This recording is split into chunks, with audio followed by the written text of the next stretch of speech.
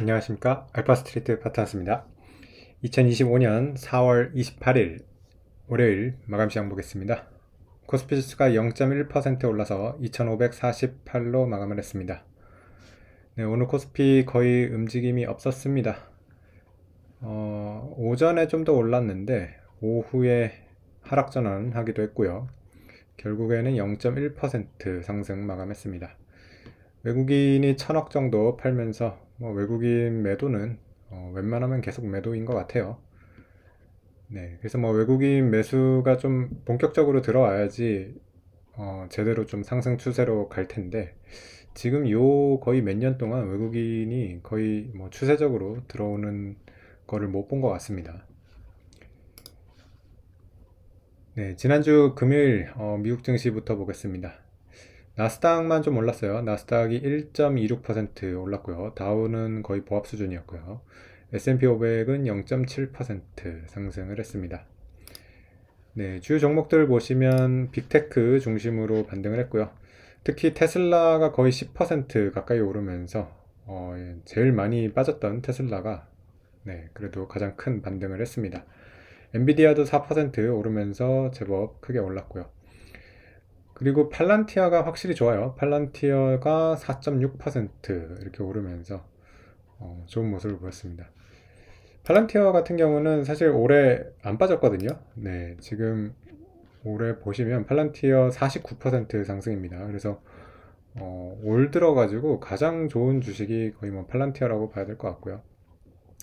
빅테크 중에서는 넷플릭스가 한 3% 정도, 우버가 한 29%, 네, 이 정도 이렇게 오른 게 눈에 띄는데, 팔란티어가 단연 올해 성과가 가장 좋았다고 이렇게 볼 수 있겠습니다. 네, 어제 테슬라 10%가 올랐어도 여전히 올해 지금 마이너스 거의 30% 가까운 그런 수준이고요. 엔비디아 같은 경우도 17%, 브로드컴도 17% 이렇게 빠지면서 올해 반도체도 좋은 편이 아닙니다. 애플도 올해 16% 빠졌으니까 상당히 많이 빠졌습니다. 네, 그래서 금요일에 빅테크 쪽 이렇게 올랐고요. 그리고 제약 쪽에 일라이릴리, 에비, 그리고 머크 이렇게 올랐고요. 나머지 섹터들은 거의 약보합 정도, 이 정도에서 움직인 것 같습니다. 네, 금요일에 이제 구글 실적이 이제 나왔는데, 사실 구글이 좀 실적 발표 이후에 많이 오를 줄 알았는데 상승폭을 상당히 축소를 했어요. 거의 실적 발표 이후에 4% 이상 이렇게 상승을 하기도 했었는데 결국에는 1.7% 상승으로 그쳤고요. 네, 구글이 참 저평가 받고는 있어요. 미국 주식 중에서는 P가 굉장히 낮아요. 보면 일단 실적 보시면 EPS가 2.8달러 나왔고요. 네, 예상이 2.0이었으니까 상당히 서프라이즈가 강하게 나왔습니다. 지금 EPS 서프라이즈가 최근 들어가지고 최고거든요. 거의 40% 가까이 서프라이즈가 났는데 사실 이 정도면 좀 폭등을 할 만한도 한데 참 지금 미국 주식이 약하다는 걸 보여주는 것 같습니다. 네, 매출 같은 경우도 잘 나왔고요. 매출도 어쨌든 약간의 서프라이즈 이렇게 나왔습니다. EPS가 거의 3달러 육박하기 때문에 1년으로 보면 거의 한 11달러, 네, 12달러 가까이 이렇게 나올 것 같은데, 그렇게 치면 지금 160달러대 주가는 되게 저렴한 편이긴 합니다. PER로 봤을 때 한 14배, 네, 그 정도 수준밖에 안 되는 것 같거든요. 그래서 미국 증시가 전체적으로 다 좀 고평가를 받고 있는데, 알파벳은 확실히 좀 평가를 많이 못 받고 있는 것 같습니다. 네, 지금 포워드 P 보시면 이쪽 핀비즈에서 봐도 구글 지금 16배 나오고 있죠. 네, 가장 저평가를 받고 있습니다. 물론 그 구글 같은 경우는 그 배당을 하기는 했는데 배당이 그렇게 의미 있는 그런 수준은 아니고요. 자사주 매입은 좀 하고 있습니다. 자사주 매입 소각은 좀 하고 있어서 꾸준히 그래도 이렇게 실적이 잘 나오면 언젠가는 주가가 실적 나오는 만큼은 또 반영을 할 거라고 이렇게 생각을 하고 있습니다. 네. 그래서 어쨌든 미국 지금 테크 주식들 PR로 보면 이제 그렇게 비싸진 않아요. 엔비디아도 20배가 안 되고요. 메타는 원래 뭐 쌌었는데 메타도 20배가 안 되고 그렇습니다. 여전히 마이크로소프트, 애플이 26배니까 좀 비싼 편인 것 같고요. 테슬라는 PER로 아직 제 좀 평가를 하기는 이른 그런 회사인 것 같습니다. 이익이 아직 뭐 제대로 나오고 있지 않기 때문에 PER은 항상 이렇게 높은 것 같습니다. 네. 그래서 뭐 미국 기업들 실적 계속해서 좀 나올 텐데, 구글은 일단은 뭐 실적이 괜찮아가지고, 뭐 실적 자체가 그렇게 막 안 좋아질 것 같지는 않아요. 그래서 미국 기업들 실적이 이렇게 나오면서 조금 시장에 그래도 안도감을 주지 않을까, 이렇게 좀 생각을 하고 있습니다. 네, 다른 지표들 보시면 일단 조금 특이한 게 달러 원 환율이 계속해서 좀 오르고 있습니다. 오늘 1444원까지 갔고요. 지금도 43원에 거래가 되고 있는데 저번에 확실히 원화 강세가 됐을 때 1410원대까지 갔었던 거를 봤는데 다시 이렇게 좀 반등이 이렇게 나오고 있습니다. 달러 인덱스가 조금 회복을 한 것도 있죠. 달러 인덱스도 다시 거의 100 가까이 이렇게 가면서 달러가 다시 살짝 강세로 가니까 네, 우리 원화 환율도 살짝 이렇게 올라가는 그런 모습입니다. 네, 오늘 우리 증시 주요 종목 한번 보시겠습니다. 네, 오늘 일단 좀 크게 움직였던 종목이 SK텔레콤이 거의 7%가 빠졌습니다.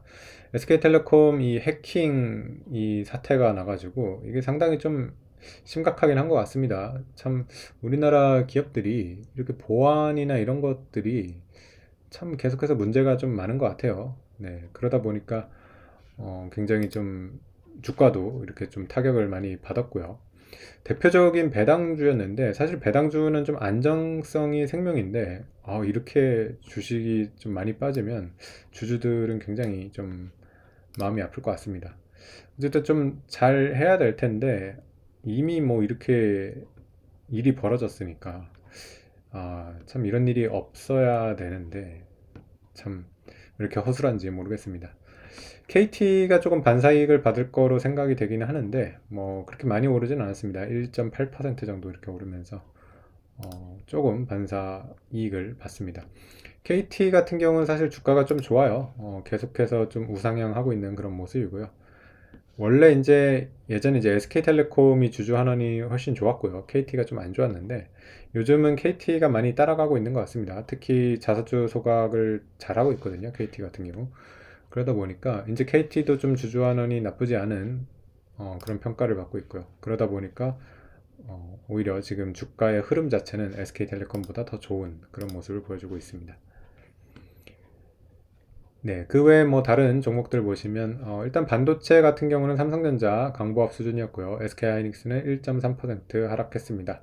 하이닉스 저번에 1분기 실적 잘 나왔는데 뭐 실적 잘 나온 거 치고서는 주가가 좀 힘이 없어요. 네, 하이닉스 같은 경우도 뭐 앞으로의 실적에 대한 뭐 계속해서 이렇게 잘 나올지에 대한 그런 걱정이 있고요. 그리고 확실히 이 사이클 산업이라는 게 제대로 이렇게 평가를 받지를 못하게 만드는 요인인 것 같습니다. 좀 주주환원이나 이런 것들이 좋아지는 모습이 보이면 좀 더 재평가를 받을 수 있을 것 같은데 뭐 아직까지 하이닉스도 자사주 소각이 나오고 있지가 않아가지고 그런 점이 좀 아쉬운 그런 상황인 것 같습니다. 네, 그 외에 뭐 다른 종목들 보시면 그렇게 큰 움직임들이 없었어요. 대부분 등락폭이 좀 작았고요. 그나마 엔터 쪽이 오늘 좀 많이 올랐습니다. 하이브 같은 경우 오늘 7% 오르면서 네, 엔터 쪽도 계속해서 이렇게 한 방씩 좀 터지는 게 있는데 하이브도 저번에 2월 달에 26만 원 찍고서 거의 21만 원대까지 이렇게 조정을 받았다가 다시 이렇게 좀 올라가는 그런 모습입니다. 이런 엔터나 게임 이런 쪽은 사실 관세나 이런 거에 별로 영향을 안 받아가지고 꽤 괜찮은 섹터라고 보여집니다. 네. 그래서 게임 같은 경우도 좀 잘 보고 있는데 크래프톤 같은 경우도 오늘 뭐 1% 올랐고요. 그리고 주가 흐름도 나쁘지가 않습니다. 계속해서 조금씩 올라가는 그런 모습이고요. 물론 크래프톤 예전에 이제 신규 상장했을 때 거의 뭐 50만 원 가까이 이렇게 상장을 했었고요. 그 이후에 이렇게 14만 원까지 빠져가지고 굉장히 이 공모주 받은 사람들 마음을 아프게 했는데 그래도 많이 회복했습니다. 네, 그래서 다시 예전에 공모가 수준 49만 원대였던 것 같은데요. 네, 거기까지 갈 수 있을지 좀 지켜보면 좋을 것 같습니다. 네, 금융주 같은 경우는 오늘 뭐 약간 오르기는 했습니다. 하나금융주주가 1.3% 이렇게 오르면서 확실히 하나금융주주가 금융주 중에서는 그래도 괜찮은 것 같고요. KB금융 같은 경우는 0.3% 하락을 하면서 조금 하락을 했습니다. KB금융 같은 경우도 저번에 이제 실적 좀 괜찮게 나왔고요. 그러면서 이렇게 좀 그래도 반등을 하고 있는 그런 모습이라서 어쨌든 우리나라 금융주 같은 경우도 주주 환원을 잘 하고 있고요. EPS가 좀 늘어나는 게 그렇게 좀 잘 보이지는 않는데 그래도 어쨌든 이 명목상 GDP 이런 것들은 계속 성장하고 있기 때문에 금융주도 EPS가 조금씩 증가를 하기는 할 겁니다. 네, 그렇게 생각을 하면 뭐 지난 10월에 기록했던 10만 원 언젠가는 넘을 거라고 보고 있어요. 뭐 그 시기가 좀 빨리 오면 좋겠는데요. 네, 어쨌든 금융주 같은 경우는 그래도 안정적으로 좀 갈 수 있는 그런 종목이 아닐까 이렇게 생각을 합니다. 네, 그래서 우리 시장 같은 경우 뭐 계속해서 좀 반등을 하고는 있는데 일단은 2,500대 중반, 네, 여기서 당분간 또 이제 횡보하려고 하는 것 같고요. 뭐 미국 쪽이 좀 더 반등을 해서 올라오던가 계속해서 좀 관세 협상에 대한 이런 좋은 소식이 좀 나오면서 그런 것들이 좀 반영이 돼야지 좀 더 이렇게 올라갈 수 있지 않을까 이렇게 생각이 듭니다. 어쨌든 최근에 저점에 비해서는 꽤 많이 올라왔기 때문에 네, 여기서 이제 더 위로 가기에는 좀 호재가 좀 센 게 나오지 않으면 좀 쉽지는 않거든요. 네, 그래서 뭐 당분간 이 정도 주가가 지금 적정 주가 수준 아닌가 이렇게 생각이 됩니다. 네, 오늘 시장은 여기까지 하겠습니다. 감사합니다.